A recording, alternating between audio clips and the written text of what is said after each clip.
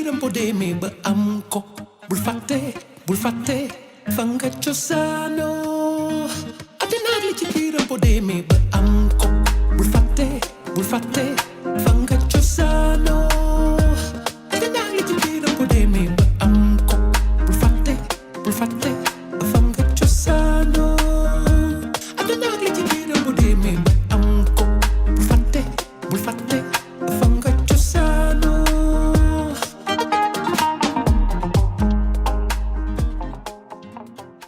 Monsieur le sous-préfet de Balla, Monsieur le président du conseil départemental, Monsieur les maires de Kouar, de Balla et de Goumbayel, chers chefs de service de l'État, Madame, Monsieur les coordonnateurs des projets et programmes, Monsieur les chefs religieux coutumiers, chefs de village, chers invités à vos grades et rangs, bonjour. La journée de l'arbre au Sénégal est célébrée chaque année le premier dimanche du mois d'août, à la suite du décret du 29 juin 1984. Cette journée est dédiée à la sensibilisation, au reboisement et à la protection de l'environnement. Lancée depuis l'année dernière par le président de la République, le thème de cette année est le reboisement, souveraineté alimentaire et développement territorial durable. Avec comme arbre parrain 2 espèces, à savoir le Mangifera indica, qui est le manguier, et l'Adamsonia digitata, qui est le baobab. Pour renforcer cette stratégie, TRIS a tenu à organiser une journée de l'arbre ici, à Kouar, dans l'arrondissement de Balla, département de Goudiri. Trees for the Future, nommée TRIS, est une ONG américaine qui a été officiellement créée le 14 août 1989 à Maryland, aux États-Unis, qui a comme objectif d'aider les communautés rurales des pays en voie de développement du monde entier à initier des activités de plantation d'arbres et d'autres activités écologiques, telles que la protection et la restauration des sols et d'autres ressources naturelles, mais aussi de sensibiliser davantage le grand public sur la destruction globale et croissante de notre environnement, tout en démontrant à travers ce programme mondial qu'il existe des solutions pratiques à ce problème. Son approche, qui est le jardin-forêt, a été développée pour répondre aux problèmes de pauvreté, de famine, de déforestation et de dégradation des terres.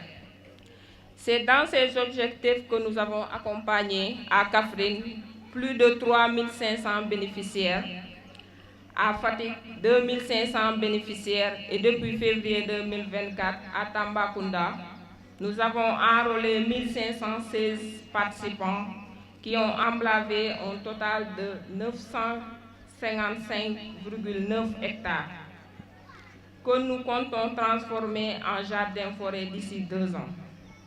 Ce nombre de participants a pu planter 1 743 919 arbres pour le compte de l'année 2024. Donc il faut noter que ces arbres sont constitués de haies vives, mais aussi d'arbres fruitiers, mais aussi d'ombragers.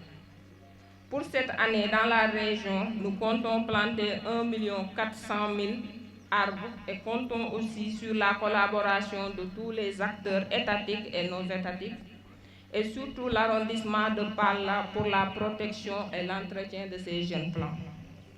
Nous ne pouvons pas terminer sans remercier l'ensemble des parties prenantes, en particulier les maires de Balla, Goumbayel, Kouar, mais aussi le sous-préfet de l'arrondissement de Balla pour l'accompagnement, pour la réussite de ce projet, mais aussi aux chefs de brigade forestière de Balla pour leur collaboration technique.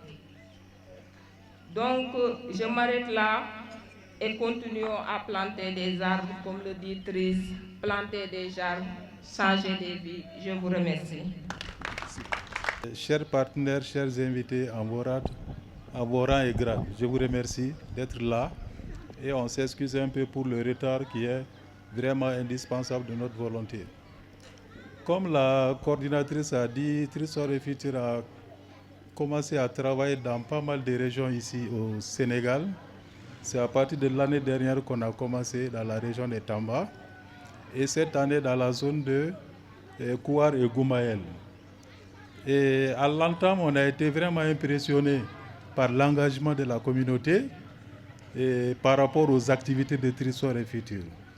Personnellement, ce qui m'a beaucoup séduit dans la localité, on a vu que chaque femme, presque chaque homme a clôturé au moins une petite parcelle, qu'ils ont tenté de faire un peu de maraîchage, l'arboriculture.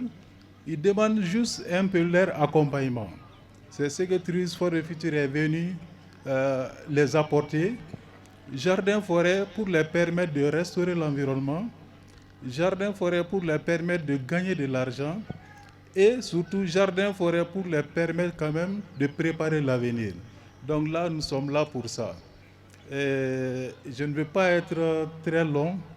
Je continue à remercier toutes les autorités de la zone de Kouar et Goumaël pour l'organisation, surtout les eaux et forêts qui n'ont ménagé aucun effort pour nous accompagner, en plus de l'accompagnement d'abord du sous-préfet qui nous a ouvert toutes les portes depuis notre introduction dans sa localité. Je vous remercie. Merci beaucoup. Merci beaucoup.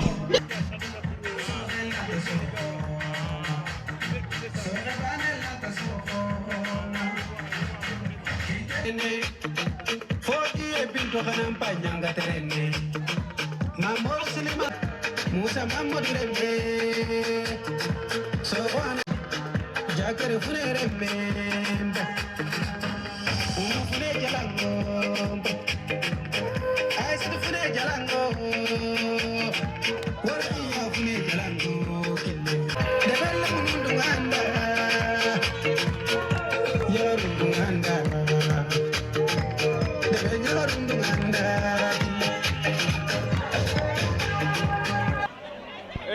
Alhaji Malick Alhaji Malick. Asalaamaaleykum. Waaleykum salaam Alhaji Malick. Jaaree Samba. waaw na nga def. ñu ngi sant yàlla bu bëree bëri. yaa ngi ci jàmm bu baax. waaw alhamdulilah. naka liggéey bi. waaw ñu ngi si kawam. ana xale yi. xale yi ñu ngi fa. mbaa kenn tawatul. déedéet wax dëgg yàlla sant. yéen a ngi ci jàmm bu baax. waaw alhamdulilah nii rek. Alhaji Malick fooy jëm nii. waaw man de xam nga rek man saa su ne rek maa ngi ci àll bi. sama fuur bu ma goroon. taaloon ko nag léegi mu defoon ay batt yu gàtt yooyu. moom laay dem pour yeggali.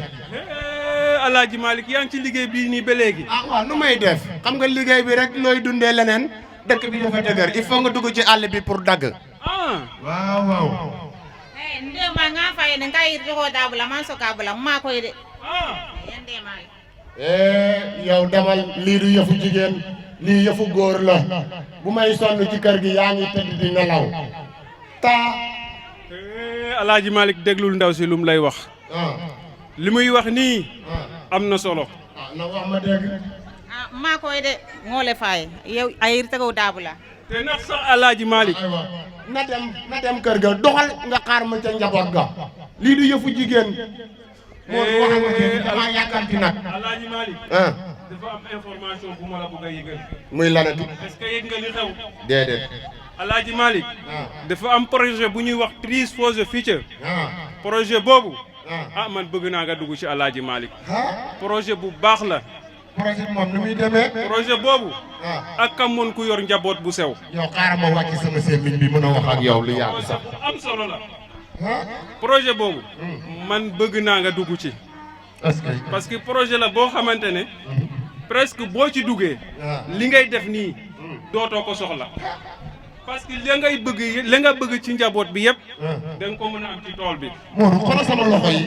sama loxo yëpp yàqoon nañ sama yaram yi yëpp das na. waxal ma dégg. man de Alhaji Malick. boo gisatoo ma ci àll bi. parce que projet boobu noonu laa yor. loolu moo tax kay. te nu ñu indi fi ndaw boo xamante ne. ndaw bu sawar la. te da lay xool chaque jour ñëw di xool tool yi. ba xam fan lañ toll. kooku de war ngaa fexe ma gisee ak moom. kooku daal bëgg naa nga gisee ak moom. waxoon na nag ne dina fi ñëw tey parce que moom du fi géej. chaque jour day ñëw. waaw di xool tool yi. di xool lan moo ci manqué. ak lan lañ war a def.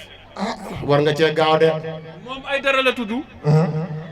daa mel ni sax moto bi may gis ne moom la xam nga ñoom bu ñu dawal duñ dégg ndax seen casque yi ñooy monté moo tax woo ko ay dara kaay asalaamaaleykum. waaleykum salaam Sirifo. sama gars yi dama ne yéen a ngi waxtaan. ay dara salaamaaleykum. maaleykum salaam. jàmm rek kay. alhamdulilah. daa mel ni dafa mel ni yéen a ngi waxtaan de ci wàllu garab affaire yooyu noonu. dëgg la kay. yow lan doon waxtaanee léegi. mbaa jàmm la rek. sama ngóor si daal. damaa bëgg nga dugal ko ci sa programme bi. pourtant man daal loolu laa bëgg. kerek pourtant maa ngi amoon fii réunion bu mag ak waa dëkk bi yëpp. xanaa moom fekkeewu ko. moom àll ba rek. waaw. moom saa yu xëyee. mu ngi ci àll ba. noonu la fa demee kay moo tax gisuma ko woon ci réunion ba. te li mu am ci projet bi daal. sama waay la bëgg naa mu am ko. dëgg la loolu moom daf ñuy neex sax parce que ñun li ñu soxla woon ci nombre de personnes bi ñu war a enregistrer ci dëkk bi ba léegi matagul quoi. bu fekkee am na parcelle. nañ waxtaan ba juboo rek bu fekkee moom intéressé na ko. lan mooy parcelle mbaa du xaalis la may laaj. déedéet Ngor si du xaalis yow ñun du ñu laajte xaalis. waaw. déedéet ñun du ñu laajte xaalis projet de développement la quoi. développement xam nga munoo wax développement ba pare ñëw ci nit ñi di leen laaj xaalis. dëgg la. voilà loolu nag mooy mbir mi quoi. léegi bu fekkee yow daal mën naa laa expliquer. bu fekkee intéressé wu nga rek nga bokk ci programme bi moo ma gënal sax man. waaw sëñ bi de li ma doon wax moom lu am solo la. man kay dama ko yàkkamte ndax sama yaram wi yëpp yàqu na. àll bi yëpp gor naa ko. te xam nga sama maam li mu fi bàyyi woon ci garab. fii yëpp boo ko xoolee ba Tamba fa lëndëmoon. waaye léegi lépp leer na. gor nga lépp. yow tamit ay nga ci gor damay bañ buur jàpp ma moo tax du ma wax man la de waaye bokk naa ci. léegi xam nga nu ñuy def. léegi dama lay tëral sart yi. waaw. nga xam projet bi nan lay doxee. waaw. bu fekkee am nga li sart yooyu noonu. waaw. nga mën cee bokk. waxal ma dégg. voilà benn daal dama lay wax d'abord projet bi nu mu tudd. ak lan moo ko tax a jóg. jërëjëf maa ngi lay déglu. bu ma sañoon nag. nga waxtaan ak moom ci langue bi nga xamante ne moom la dëgg. dëgg la parce que olof bi daal. waaw da cee xawul xóot trop. man daal su ma sañoon. bambara gi xam ne moom laa nàmp. nga waxal ma ko moom mun a dégg dugg sama nopp yi bu baax. ndax man mag laa. xam nga maa ngi làq fu ñu toll nii juróom-ñetti fukki at. waaw lépp lu may dugg man ak sama njaboot na leer. bisimilah yow rek laay déglu. ñëw ci làkk bi parce que man sax làkk bi nga wax noonu ñun ñoo bokk benn làkk kon parce que man bambara laa man it. sama mbokk la ndeysaan. dëgg la jërëjëf sisan daal sisan no mbe projet ni ñe fiye comme say ba famu ya nasara ñe munu fiye ulu bi bolo ambila don programme ni kono comme nya fiye départ la ci comme dron an xaju bo mo hakke amuna halisa ame dafa folon voilà c'est ça amma ko bo mo la halisa c'est un projet ni a to de trees for the future trees for the future ni ya me anglais candido mais ni ya fo anakano odie ko yiri pour sini nyasigi yiri pour sini nyasigi c'est ça nana yoromina nak abe mo fara ñogona ke baro ko nu ye yiri ko ta fanfela ane na ko to ko ta fanfela dula c'est ça non nana aka soro hali nasra sinsambi bolo sinsamu nyado ya collecter foketla ka robin foka ke donda kelen boda kelen c'est ça non ale de matériel dima brouette ale de pelle dilma ale de rato dila an arrosoir ale de sifana dima ke klaka agent do blayano agent buto ko formé foka wala karan jardin ko nyaba takala bolo mun kan diata bagay diata c'est ça non halisa ma bamfolonde no kera abe tuga ko agent ni tuma o tuma ni programme kankike ale de na yirawla kankike chugomina mashallah e ya famia c'est ça no ibi yiri tege muna forêt kono ni projet na kele ba folo yoy folo lutte contre la déforestation ni yo me odi e pour mo bi yiri tege muna ko kele jamana ñefalaro ane ñefalaro pour do be se ko bola chugomina e ya fam aflana odi lutte contre la pauvreté ni yaay mo segem mo mo la bi adamate merendo fente mo sibul sisan nɔ si minnu bɛ d'aw la n'a b'u kɛ jardin kɔnɔ n'o ye maraîchage ko ta fanfɛla ye o de b'i dɛmɛ k'o sɛgɛn o kɛlɛ n b'a kaane o fɛla jakatu o fɛla bakɛ insécurité alimentaire fana o fana b'a parce que mɔgɔ bɛ mun dunna sisan sécurité t'a si la tuguni n'i y'a dɔn ko mun filɛ o de ye pour i bɛ mun sɛnɛ la i k'a sɛnɛ i yɛrɛ ye i la jardin kɔnɔ k'a di i ka denbaya ma dumunifɛn mun y'a dɔn dumunifɛn sɛniyalen don dumunifɛn jɛlen de fana don parce que i bɛ taa mun san marché la i m'a dɔn i y'a sɛnɛ yɔrɔ min na i m'a dɔn a bɔla yɔrɔ min na i y'a faamuya o de y'a to projet ni nakunba ye ni aspect saba ye ani dugukolo fana dugukolo la fanga dɔgɔya min bɛ dugukolo la k'o fana kɛlɛ ani duto limo mango b'a la darakisɛ ani sɔsɔ mun y'a dɔn komi diyata dɛ diyata bɛɛ sɔrɔ la i bɛ taa yiri o yiri ɲini forêt kɔnɔ i b'a bɛɛ sɔrɔ i ka jardin kɔnɔ yiri minnu y'a dɔn yiri duntaw don yiri minnu y'a dɔn pour que fanga di dugukolo ma yiri minnu y'a dɔn pour que bugaw na balo yiri minnu y'a dɔn pour lɔgɔ o bɛɛ de bɛ nin kɔnɔna la hali i bɛ taa finfintigɛ mun na wula kɔnɔ nin ye a bɛɛ bɛ sɔrɔ i la jardin kɔnɔ et puis fana sɛnɛkɛfɛn minnu kan ka sɔrɔ i la jardin kɔnɔ n'o ye maraîchage ninnu ye i la denbaya b'a dun i bɛ taa feere marché kɔnɔ k'i la wari k'e kun fana i y'a faamu nin de don et puis a tɛ dan san kelen ma a n'aw bɛ taa fo san 4 4 ans ouais a b'o de kɛ n'aw ye 4 ans nin bɛ ban yɔrɔ o yɔrɔ fɛn o fɛn ye jardin forêt ko ta fanfɛla yiri ko ni maraîchage ko ta fanfɛla i b'a bɛɛ faamuya k'a ban tak san kodo dɛ a non kodo dilen ma di e ɲinɛla matériel ninnu kɔ e ɲinɛla si minnu dilen ma formation ni n'i kan k'a kɛ n'a sɔrɔ an na projet nin tɛ a dɔw bɛ i b'a sara 2000 wala 4000 léegi ñaata lay joxe gratuit an b'i ɲininka fosi la way ɗum bakere oɗum bulo fala moɗum voilà nin de ye projet nin ye n'a sara 500 b'i bolo mun y'a dɔn hali corde 1 wala corde 2 wala mun ka ca n'o ye o n'a sara o b'i bolo dɔrɔn baara ɲana ne carte d'identité ma jox la sama carte carte d'identité an b'i ɲininka da ngay dind kan i ɲininka si la dind ma i sɛbɛn ka ban a b'a na way ok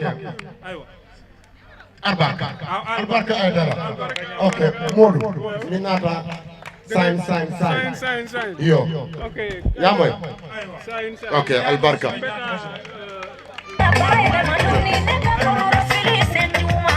ayo bre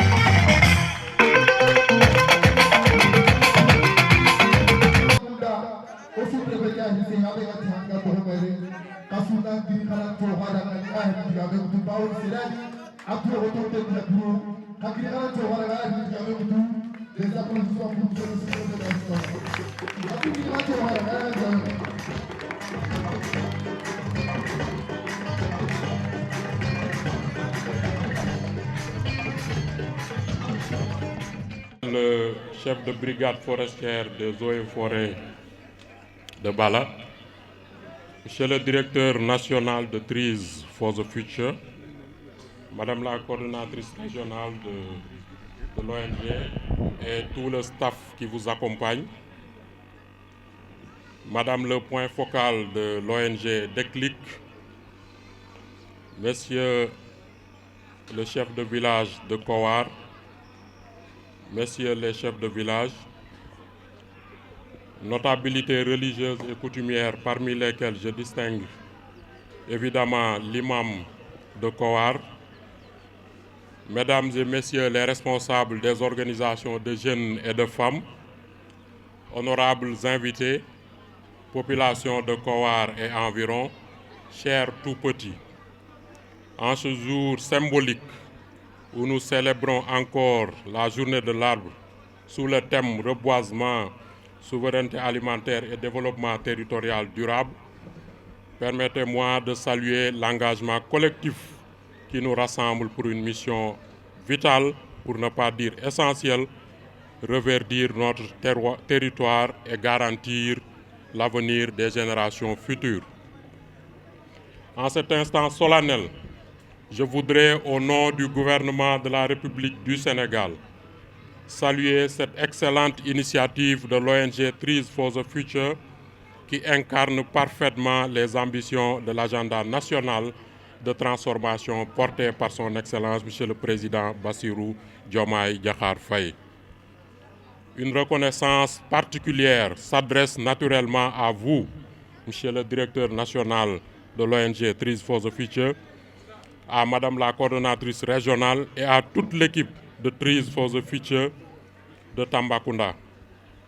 Votre engagement citoyen et patriotique et votre esprit d'initiative traduisent une parfaite adéquation avec les axes de notre politique nationale de développement.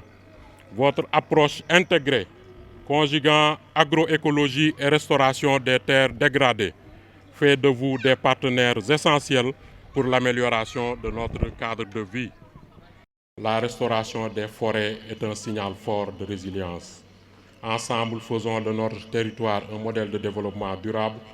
Vive l'engagement communautaire, vive la transition écologique.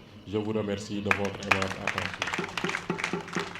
Je ne peux que remercier tous ceux qui ont pu faire le déplacement. Bien sûr, quand tu parles de la forêt, tu parles des eaux et forêts. C'est les soldats de l'environnement. On ne peut que ne pas les saluer. Et aussi, nous saluons la présence de Déclic, en l'occurrence dans la personne de Madame Gueye. Parce que le Déclic, ils se sont engagés pour l'éveil de conscience. Monsieur le préfet, ils font un travail extraordinaire dans nos deux communes, la commune de Goumbayel et la commune de Kouar. Il se trouve aussi que Jardin Forêt interviennent dans ces deux communes. C'est comme si c'était par hasard. Non, le hasard n'existe pas. C'est la volonté de leurs dirigeants. Monsieur le préfet, monsieur le maire de la commune de Kouar, monsieur le responsable du projet Trees for the Future, et chers invités, c'est avec un plein plaisir que je suis là aujourd'hui pour vous accompagner dans cette journée qui entre dans le cadre des activités de reboisement. Je pense que je vais continuer mon discours en Wolof avec votre permission, monsieur le préfet. Bon, ñu ngi sant yàlla bu baax a baax di am mbégte pour fekkee bis bi nga xam ni bis bu màgg la ci bis yi parce que ku wax jëmbat garab wala àll nga xam ni loolu ñun Eaux et Forêts la ko jagleel la ko yàlla jagleel mais nag yàlla jagleel bi ñu ko jagleel dañu ko boole pour ñu ànd ko ak population yi moo tax mobilisation bu rafet la bu ñuy rafetlu la ñun waa service des Eaux et Forêts ndax garab dafa baax ci li nga xam ne moom mooy ci dëkkuwaay yi voilà tool yi nga xam ne moom la ngeen ànd ak waa Trees for the Future pour reboiser ko garab yooyu noonu lu ñu njëriñ yi nga xam ne moom lay jox yéen mun leen ko xam mais ci kanam a kanam incha allah bu fekkee garab yi dem na ba taxaw ci ngeen koy xam mooy sol bi nga xam ne moom lay fixé garab xob yi ñuy jox di ñu jox ay fruits di ñu jox ay racines yoo xam ne dañ ko mën a utiliser pour la pharmacopée loolu dafa baax ci dëkkuwaayu nit ñi baax ci aussi tamit ci environnement bi nga xam ne ñun moom la ñu nekk di préserver moo tax ñu ngi tànn suñu loxo ñëpp partenaires yëpp surtout Trees for the Future pour ñu jàppale ñun aussi Eaux et Forêts parce que suñu activité régalienne reboisement da cee bokk ak protection de la forêt bu ñu ci jàppale aussi dinañu arranger bu baax a baax parce que boo xoolee service traditionnel ay moyens am doyul à chaque fois pour ñu installer ay pépinières obligé di rabattre ci maire yi parce que ñoom ñoo ko war a def parce que l'environnement domaine de compétence transféré la maire yi lañ ko jox ñoom ñoo ñu war a jàppale mais aussi tamit bu ñu amee ay partenaires yoo xam ne ñoom ñooy ñëw du ñu jàppale ci loolu aussi tamit ñu def lu dul encourager leen ci loolu nag dina baax ñu wax aussi tamit population bi ni waxuma la yeneen pépinières yi mais au niveau de Goumbeyel on a une pépinière au niveau de Bala aussi tamit on a une pépinière képp nga xam ne soxla na garab pour reboiser muy tool reboiser dëkk école wala fu mu mënti doon ñun les Eaux et Forêts pare nañ pour accompagner leen jox leen ay garab accompagner leen dans ces activités de reboisement bu sant ñëpp di gërëm ñëpp waaw salaamaaleykum wa rahmatullah.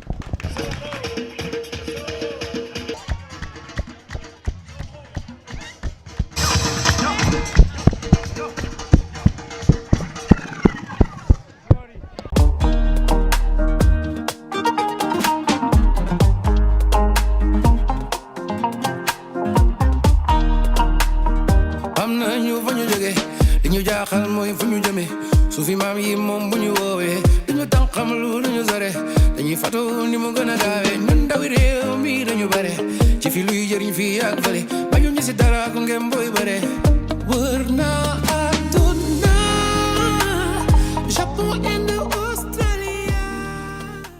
yàlla ji taw na ba nga xamante ne bàq bi fi mu toll nii garab boo jëmbat bu ci yàlla àndee incha allah dina dem jamono boobu biñ ci tollee nag dañuy wax participants yi garab bu ci nekk rek dafa am place bi nga xamante ne foofu lañ ko war a jëmbat nekkul n'importe où ngay ñëw ci biir jardin bi rek tasaare fa say garab d'abord les épineux mooy garab yi nga xamante ne moom lañ désigné pour la protection mooy heavy bi ñun niñ koy tuddee garabu dëgg yi ay façon la li ci mel ni parkinsonia am na ci acacia nilotica acacia mellifera acacia sénégal moom la ñuy sélectionné ci heavy bi pour mu nekk protection bi nga xamante ne day dund ba faw parce que grillage bi ci suñu gis-gis mooy grillage bi du dundee à long terme mais boo jëmbatee ay garab yi nga xamante ne dañoo jàppalante ci lém bi mën na dund lu yàgg doo soxla li nga xamante ne mooy nekk grillage wala protection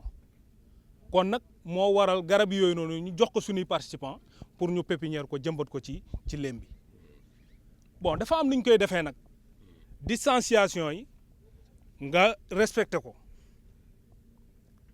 20 centimètres lañ wax garab ak morom ki niñ koy sélectionné tamit ci misaal comme grillage bi ni mu mel ak weñ yi garab yi noonu la mel aussi dafa am garab yoo xamante ne pour léem la dafa am garab yoo xamante ne pour téye léem bi la parce que grillage bi bu amutoon weñ yi du taxaw kon nag parkinsonia bi ak acacia nilotica bi ñoom lañ choisir pour ñu nekk ay poteau ci léem bi acacia mellifera bi ak acacia sénégal bi moom lañ choisir pour mu taxawaayu grillage bi boo koy samp nga def benn poteau def benn grillage def benn poteau def benn grillage noonu lañ koy sélectionné distance de 20 centimètres 20 centimètres bi li ko waral mooy comme ñun léem lañ soxla bi nga xamante ne moom mooy protéger suñu léem ngëdd bi ba faw wala lu yàgg vraiment faaw nga def distanciation boo xamante ne day gàtt pour mu mën teel a jàppalante moo waral 20 centimètres yi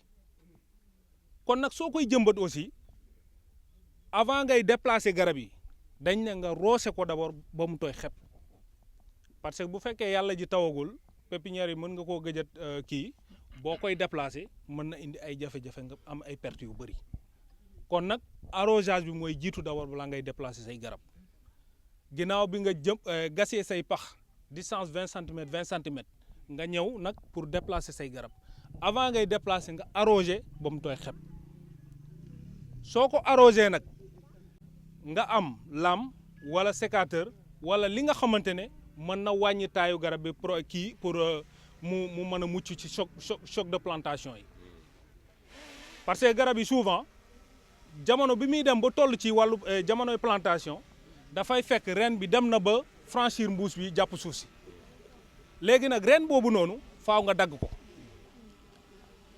fi nga xamante ne foofu la génnee ci mbuus mi dem ci suuf bi da nga koy dagg mu sës ci mbuus bi rek kon nag boo ko jëmbatee su boobaa du am benn jafe-jafe mais arrosage bi tamit booy jëmbat ci ngay gis solo si parce que bu fekkee mot bi nga xamante ne moo nekk ci biir mbuus bi bu fekkee arrosé woo ko dafa wow booy jëmbat mot boobu day tas kon nag boo arrosé ba mu tooy boo koy jëmbat mot boobu du tas te boobu bu tasul rek garab bi am na 1000 chances pour mu mucc ci plantation bi kon nag loolu moo waral ñu koy defee noonu booy jëmbat nag bu fekkee tawagul saa yoo jëmbat bu paree tamit da ngaa war a arroser arrosage c'est avant et après la plantation ci ñun li ñuy kiyee kon nag su ngeen ko defee noonu ñu jëmbat ko bu tool bi yëpp daj ci fi nga xamante ne nag dafa am waxtu bi ñu soxla tamit pour plantation waxtu boobu su ko weesoo rek daanaka dootu ko jar parce que boo bàyyee ba taw bi commencé wàññeeku nga ne da ngay jëmbat garab te dafa nekk ay garab yoo xamante ne duñ leen arrosé ci noor bi boo ko teel a jëmbatee ci nawet bi noor bi du aajo roose kon nag il est temps participant bu fi jóge tey boo demee ci sa tool parce que fii nii du groupement individuel la kenn ku nekk yaa yor sa ngëdd yaa koy liggéeyal sa bopp ñun on est là pour former on est là pour faciliter les tâches kon nag ñooñu buñ fi jógee nag kenn ku nekk demal sa tool garab bi nga am foofu noonu participant ñi fi nekk yëpp am nañ ay pépinière ci seen tool mais dañoo choisir benn parcelle pour def démonstration yooyu noonu def fa suñu programme mais kenn ku ne boo fi jógee tey jàppal ne plantation war na la jot na pour ñu def ko kon nag loolu noonu suñ ko defee ba pare les manguiers wala deuxième ligne bi d'abord parce que première ligne bi protection la deuxième ligne bi tamit dañ koy def pour gën a assurer lem bi troisième ligne sax day am boobu tamit day nekk 1 mètre 1 mètre distanciation 1 mètre 1 mètre parce que boobu mooy nekk brise vent bi voilà loolu bu demee ba jóg mooy nekk non épineux mooy lësënaa bi quoi bu demee ba jóg les vents forts yi nga xamante ne day am ci nord bi ak yooyu noonu mooy protéger tool bi pour vents forts yooyu noonu beneen bi mooy les lignes de couloir dañ koy def nebedaay ñebbe ak lësëna ñebbe boobu bu ñuy wax poids d'Angole moom la ñuy utiliser ak nebedaay bi ak lësëna def ko ay ligne de couloir ci biir tool bi boo defee benn ligne ñu nebedaay deuxième ligne bi nga def ko poids d'Angole troisième ligne bi nga def ko lësëna noonu nga koy sélectionner bu tool bi yëpp daj distance de 7 mètres première ligne nebedaay nga natt 7 mètres nga def deuxième ligne poids d'Angole troisième nga def ko lësëna noonu nga koy sélectionner ba tool bi jeex loolu tamit solo si mu am mooy sol bi suuf bi nga xamante ne dafa commencé di ñàkk doole garab yooyu noonu dañuy wàccee seen xob yooyu noonu ci biir tool bi su ko defee loolu mooy ànd ak suuf si nëbaat foofu noonu enrichir sol bi bu loo fa jëmbat rek fertiliser sol bi loo fa jëmbat rek dana mën a am rendement bi nga xamante ne da nga koy am ci sa biir jardin parce que jardin dafa nekk loo xamante ne day continuer lii continuer nag war nga koo dooleel ba nga xamante ne yow li nga fay liggéey di nga ci mën a gis sa bopp ligne de couloir bi lii mooy njëriñam poids d'Angole bi dañ koy lekk nebedaay moom njëriñ bi jarul ñu koy dugg ñëpp xam nañ ko ak lësëna bi aussi xob yi dañ koy dagg jox ko jur yi ak yooyu noonu am na plein de importance yi nga xamante ne mënuñ ko fi lim ba mu jeex kon nag yooyu noonu lii mooy seen solo microclimat bi tamit dana ko téye ci biir tool bi loo fa roose dina la xaar foofu ba ngoon pour nga ñëw roose waat kon nag loolu nekk na lu am solo parce que jardin bu fekkee dafa nekk nii rek amul benn garab maraîchage boo fa def boo roosee suba teel bi midi boo fa ñëwee day mel ni musoo roose mais bu fekkee ligne de couloir yooyu ñu ngi foofu noonu loo roose rek midi da ngay ñëw fekk tool baa ngi sedd guy dara wàññeekuwul ci kon nag loolu mooy solo si am nañ ay papaye am nañ ay limon jox nañ ko participants yi jàngal leen ko niñ ko pépinière te macha allah instant bi am na ñu bëri ñoo xamante ne am nañ ko ci aussi yooyu tamit dañ koy def ci biir tool bi pour les arbres fruitiers papaye yi ñoom dañ koy def papaye solo bi la bu gàtt bi day meññ ci lu gaaw limon bi tamit ay voilà je vais en venir loolu tamit qualité bu baax la pour ñu def ko ci biir tool bi yooyu yëpp ay arbres fruitiers dañ koy dugal ci biir tool bi pour mu mën a jëriñ borom tool bi en tout cas daal li ma fi jot a expliquer yëpp bon mënuñ lim affaire yi ba mu jeex mais lépp njëriñ la quoi. Les arbres sont des êtres vivants. Nous, les autres êtres vivants, quand on a faim, on a soif, on peut se déplacer. Un arbre ne peut pas se déplacer. L'arbre vit sur place et se nourrit de ce qui se trouve sur place. C'est pour cela que l'entretien, c'est très important. Donc j'invite tout le monde, planter c'est très facile, hein, mais c'est l'entretien qui est très difficile. Donc j'insiste beaucoup là-dessus. Je vous remercie. Merci. En tout cas, je l'ai indiqué lors du lancement, en réalité, c'est d'assurer le suivi des plantations. On s'était même fixé un objectif de 95% si je ne m'abuse. Donc c'est ça, c'est pour vous dire que nous comprenons effectivement tout l'intérêt qu'il y a de préserver en tout cas ces plans-là et de faire en sorte qu'on puisse avoir en tout cas les résultats escomptés. C'est ça l'intérêt. En tout cas, nous sommes très heureux de constater que vous avez en tout cas pu former des gens à la lumière de son intervention, on se rend qu'il a effectivement maîtrisé les rouages, en tout cas, de l'agroécologie. Et sous le contrôle bienveillant, en tout cas, du chef de brigade forestière. Donc c'est pour dire que nous sommes très heureux de vous accompagner et nous allons nous inscrire dans cette dynamique. Comme vous avez un objectif de 1 million d'arbres, donc l'idée, en tout cas, pour nous, c'est qu'on puisse en faire autant partout, dans toutes les communes. Et ça, si on arrive à réussir ça, ce sera peut-être à notre honneur, mais ce sera aussi à l'honneur de l'ONG et de toutes les populations de Kowar, avec à leur tête le maire. Donc c'est ça. En tout cas, je voudrais peut-être m'arrêter là et vous dire tous mes encouragements. Et nous allons même continuer à suivre son modèle. C'est le modèle. Non, jardin forêt. Je pense que c'est un modèle très important. Nous allons tricher quoi. Et l'imposer dans les autres. C'est ça. Puisque vous pouvez pas évoluer dans le club d'engagement citoyen.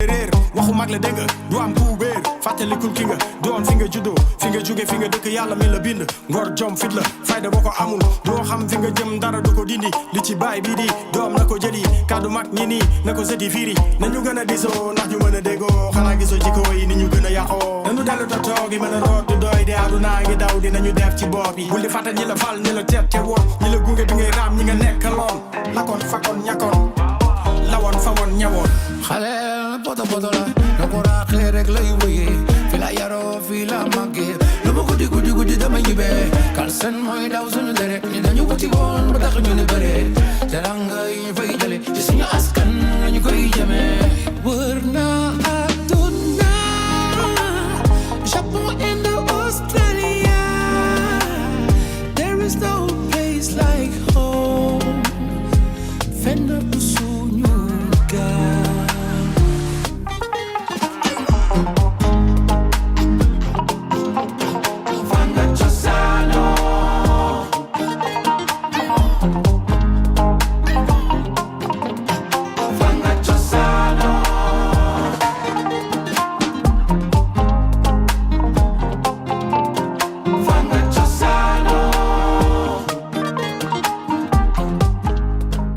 Trésor Futur est une ONG américaine qui a été créée en 1989 et qui a commencé ses activités aussi au Sénégal depuis 2006. À partir de 2015, on a développé l'approche jardin-forêt qui est une approche familiale qui consiste à prendre au minimum un demi-hectare et on aide les producteurs à sécuriser leurs parcelles contre la divagation des animaux avec les arbres épineux. Les 4 espèces, Acacia nilotica, Acacia Sénégal, le Parkinsonia et les Parkinsonia. Et on aide aussi à faire les plantations d'arbres fruitiers sous forme de couloirs, que ce soit avec le manguier, le goyavier, les citronniers et les papayers. Et à l'intérieur, on fait les maraîchages durant toute l'année, que ce soit en saison sèche et puis en saison de pluie, et suivant la demande du marché. Le jardin-forêt n'est pas une innovation, c'est des pratiques que nos grands-parents faisaient derrière leurs cases. Avant, il y avait un tout petit jardin de nos grands-parents et il y avait tout le temps quelque chose pour amener dans la cuisine. C'est cette salle-là qu'on a essayé d'améliorer avec un espace beaucoup plus grand, avec une combinaison de pas mal de techniques agroforestières pour avoir le maximum de revenus. Donc l'objectif final, c'est d'assurer la sécurité alimentaire, augmenter le développement économique et social et puis la protection de l'environnement. On est à Tamba depuis 2024 et on attend développer le projet dans plusieurs localités du pays, notamment les 3 régions de la Casamance et dans la région de Goudiri aussi, l'année prochaine, à partir de l'année prochaine. Et cette année, on s'est fixé comme objectif de planter 1 680 000 arbres. Dans la zone de Kouar et Goumbaël, on a 131 participants, 131 familles qu'on appuie, avec un objectif de 78 300 plants à reboiser. Comme je viens de dire tout à l'heure, planter c'est bien, mais entretenir les arbres c'est le plus important. Et on maintient les agriculteurs dans la parcelle le plus longtemps possible, même en saison sèche avec les activités de maraîchage pour qu'ils puissent continuer à prendre soin des arbres. Et c'est pour cela qu'on a un bon taux de réussite qui tourne autour de 68 jusqu'à 75%. Le message que je lance, parce qu'en venant, vous avez constaté autant que moi la dégradation de la forêt. la quantité de bois qu'on prélève pour faire du charbon du bois, et pour faire la clôture. Donc le projet, c'est une opportunité pour eux de faire des clôtures permanentes qui peuvent durer jusqu'à 20 ans, de réduire la pression de l'homme sur l'environnement, et qui permet quand même de gagner beaucoup d'argent dans un espace beaucoup plus réduit. Donc c'est un espace qui n'est pas assez grand, à partir d'un demi-hectare seulement. Je crois que si c'est bien fait, au bout de 4 ans, on a toujours quelque chose à aller vendre sur le marché, ou bien quelque chose qu'on peut manger à la maison. Donc c'est ça l'objectif final du projet. Bon, ne de be yano be Kowar commune ni kono yano ane Gumbayel participant munu be bolo yano be tafo kemene bisaba ane kelena mo ne de bu engagé la pour jardin forêt ko ta fanfela fin fait jardin forêt be ke ci gomena ani a programme be taxamala ci gomena ne no de bien pour ka akenyo on fait bon a clay muso de ke cha a programme no ni ya ta keme sarala ni ya roje bi kononton na be muso de a chemencha mais vraiment muso nu passe bula ou engagement bula fana programme ni no barani kadu ye fana pour que maraîchage ko ke ani yiri konya bon anya nyefuye vraiment aduna hukuma et puis voilà fana ani fenfe fuye sunitle muso nu bo barala comme anya fuye to komena o jija lembe te anya bala fana sini na tawla ana la ñini muñe am se ka soro programme ni no parce que ni mu fuye automatiquement o baake ani femfe duma ni mi sama yaro quoi kata bara damna la fanfle wakati no 600 vraiment musonu on am ñon fe sous anatile ma do be déplacer fo kana soro fo soxno yere ki ñini nga wala ka fa ki nu ko taxawla jardin na pour que ko do yiraw la ñere la ambu fo la ko tanu musonu ta fanfle ciow fana baro nak bon bara de ke tiafana en fle wakati no mais vraiment a kela chugo u jija lembe pour que jardin forêt la tanyo ñefe pépinière no en fle wakati no bu turul la maraîchage bi do bolo fan fle wakati no do bi la nganu no wala longo yo no labaten sew do bi karil dam no wa fere la famille ni fana wa du na quoi vraiment foli ni tanu li buye programme ni anali ko arjon kona ne Gumbayel vraiment ameni misaro mo amba kan fana ko deme halisa ana la ñini yodi pour ko deme baran ke tagné ananga kuna wolo sura la fana merci beaucoup. Nous sommes dans la commune de Kowar pour célébrer la journée de l'arbre. Quand on parle de l'arbre, on parle de ses intérêts, de son importance dans la vie de la population. Donc en tant que superviseur de projet, aussi en tant qu'encadreur des techniciens, je suis mieux placé pour parler des formations qu'on a eu à faire dans la commune. Donc on a accompagné les populations pour la mise en place d'un concept du nom de jardin-forêt. Donc quand on parle de jardin-forêt, c'est un jardin ou bien un type de jardin qui nous fait 4 ans. Donc il y a d'abord la première phase qui correspond à la première année, donc la protection. Quand on parle de protection, on fait allusion aux arbres tels que les arbres pour les évives comme l'acacia nilotica, comme aussi les mellifera. Donc ce sont des espèces qu'on utilise en tout cas dans le cadre du projet pour la clôture des parcelles. Donc la première année c'est la protection, ensuite on fait allusion, on vient à la deuxième année qui correspond à la diversification. Donc l'intérêt de l'arbre ou bien l'importance de l'arbre dans l'ONG Tree for the Future, c'est d'abord essayer de voir comment dirais-je, en tout cas lutter contre la déforestation, améliorer les sols avec des espèces comme les pois d'Angole qu'on utilise dans les lignes.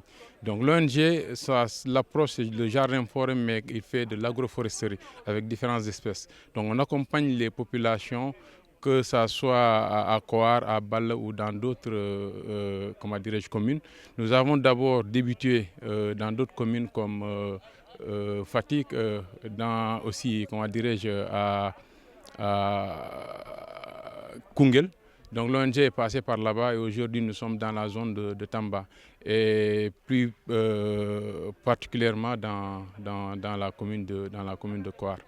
Donc ce que nous voudrons en tout cas c'est essayer d'accompagner ces populations-là pour vraiment améliorer leurs conditions de vie à travers l'agriculture, mais plutôt à travers le concept jardin-forêt. Vraiment remercier les directeurs de Tree for the Future, à savoir M. Traoré, et la coordonnatrice régionale, Fatmata Diédhiou.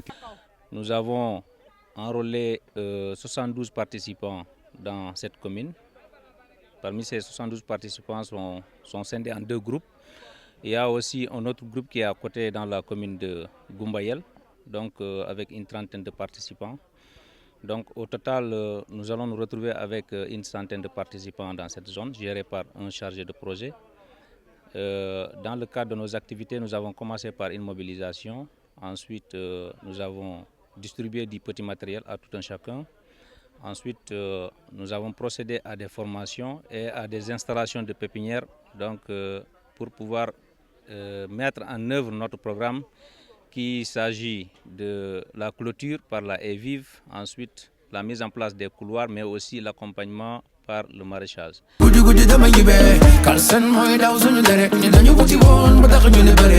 Teranga yi fay jale ci suñu askan